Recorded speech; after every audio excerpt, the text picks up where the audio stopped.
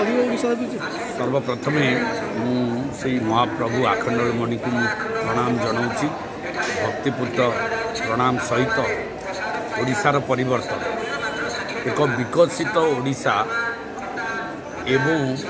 व्यवस्थार परिवर्तन आवश्यकता रही ओडिशा रे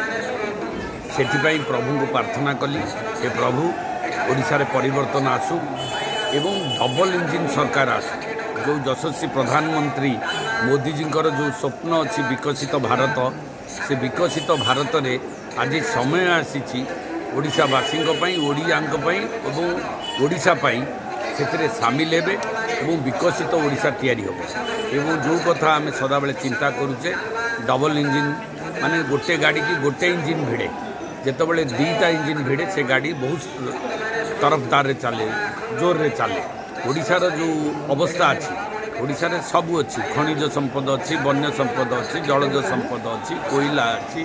विस्तीर्ण बेलाभूमि अच्छी एवं ये समस्त शक्ति थिबा सत्वे आम ओडिया आज गरीब से जो गरीबर नारा नहीं आज 25 वर्ष धरी जो सरकार विभिन्न प्रकार योजना माध्यम सर्ट टर्म माने जमी भिकारी को दान देला भाया देकरी ओडिया को माने पूरा निस्तेज कर वर्तमान समय आसी ओडिया तार अस्तित्व स्वाभिमान अस्मिता को बंचई रखिब एवं स्वावलंबी हो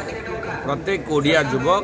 से निज हाथ में काम पाइबे बाहर राज्य को दादन खटिया को जीवे नहीं एठी